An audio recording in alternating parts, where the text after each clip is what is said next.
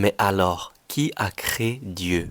Ça, c'est une très bonne question. Et elle est très importante qu'on se la pose. Parce qu'on est sur Terre, on est vivant, et on a une conscience différente des animaux, on a le libre arbitre, on a une intelligence différente, et on se pose des questions existentielles. Pourquoi est-ce que je suis sur Terre? Qu'est-ce qui se passe après la mort? C'est quoi le vrai but objectif de la vie? Qu'est-ce qui se passe à mon âme lorsque je vais mourir? Est-ce que la justice parfaite existe vraiment? Ou est-ce que ce monde est tout simplement injuste et dès qu'on meurt, c'est fini, il n'y a plus rien? Toutes ces questions-là, elles sont extrêmement importantes pour l'humain. Et si une religion ne peut pas expliquer tout cela précisément avec détail et clarté, alors la religion qui ne peut pas expliquer cela n'est pas véridique. Mais l'islam a la réponse à toutes ces questions, avec source, avec preuve.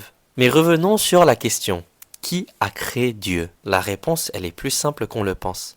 Personne n'a créé Dieu, parce que le Créateur n'a pas besoin d'être créé. C'est justement la particularité de Dieu, du Créateur de l'univers. C'est qu'il est le seul qui n'a pas besoin d'être créé. Ça veut dire c'est le seul qui n'a pas besoin d'être dépendant de quoi que ce soit pour exister. Lorsqu'on demande qui a créé le Créateur, c'est comme si on demandait qui a pétri le pain, c'est le boulanger.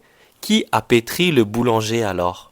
Personne, parce que tu ne pétris pas un boulanger. Et d'ailleurs, ça fait sens que personne ne peut créer le créateur, parce que si le créateur pouvait être créé, eh bien ça veut dire que ce créateur-là pouvait être créé également, et ainsi de suite, et ainsi de suite, et ainsi de suite. Et du coup, s'il n'y a jamais de commencement, de point de départ, eh bien on ne serait pas ici en train de discuter en ce moment même. La vie tout entière, l'univers tout entier n'existerait pas. Et donc c'est ça la particularité de Dieu, du Créateur. C'est qu'il n'a pas été créé, il n'a pas besoin d'être créé, c'est lui le Créateur. Pour que ce monde existe, il faut une cause première, un point de départ, un début. Une cause première qui est unique en son genre parce que cette cause n'a pas besoin d'être causée. C'est la seule cause qui n'a pas besoin d'être causée pour exister. Parce que si cette cause avait besoin d'être causée, eh bien ça ne serait pas Dieu tout simplement, ça ne serait pas le Créateur. Parce que sinon la chaîne, elle ne démarre jamais.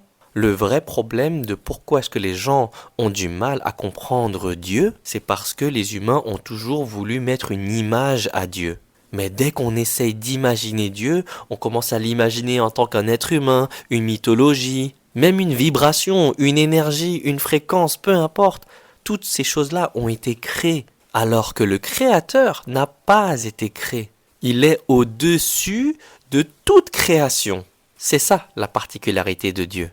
Et en islam, c'est ce qu'on apprend. On apprend à connaître Dieu, on apprend à connaître sa nature, ses attributs, que rien ne lui ressemble, que ce n'est pas un être humain, ce n'est pas un homme ou une femme, ce n'est pas l'univers, ce n'est pas la vie, ce n'est pas la nature. C'est celui qui a créé l'univers, qui a créé la nature, qui a créé nos parents, qui a créé les humains, qui a même créé notre âme, qui a même créé notre intelligence. Sans le Créateur, rien n'existe, rien ne se fait, rien ne se passe. Et c'est ça qu'on apprend en islam. Mais on dit Allah parce que Allah ne peut pas être contrôlé, être modifié.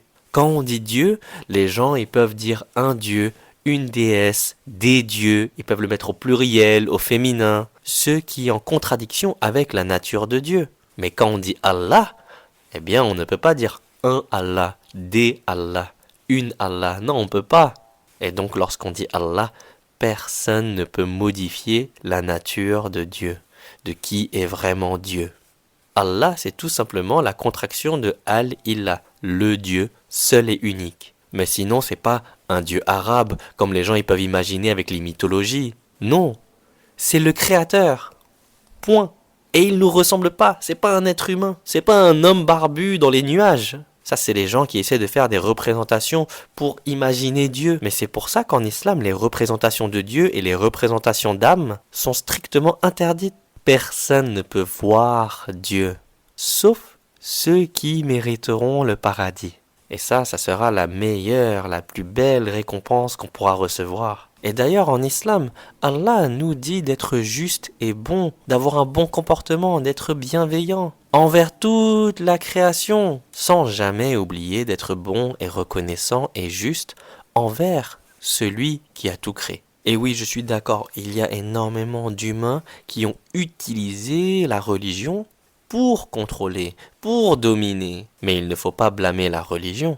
Il faut blâmer l'humain qui choisit le mal plutôt que le bien. Je peux prendre un oreiller et je peux l'utiliser pour le bien ou je peux l'utiliser pour étouffer quelqu'un avec. Mais est-ce qu'on va commencer à blâmer l'oreiller? Ah, les oreillers sont pas bien! Non, pas du tout. L'oreiller, il est là pour le bien, pour notre confort. Mais si quelqu'un s'en sert pour faire du mal, il ne faut pas blâmer l'oreiller. Il faut blâmer la personne qui a choisi le mal. Et la religion de l'islam, c'est une guidance qui vient du Créateur. Parce que si le Créateur est bon, jamais il nous abandonnerait sur terre sans nous donner une guidance, sans nous donner un mode d'emploi pour pouvoir bien vivre, pour pouvoir bien préparer notre vie dans l'au-delà. Et c'est pour ça qu'il nous a envoyé des prophètes pour nous guider, pour répondre à toutes les questions existentielles que j'ai citées au début, pour retrouver la vérité et marcher sur le droit chemin.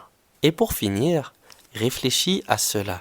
La différence entre l'islam et toutes les autres religions, c'est que l'islam, ce n'est pas un isme. On a le judaïsme, l'hindouisme, le christianisme, le bouddhisme. Mais l'islam, c'est pas un isme. Demande-toi pourquoi.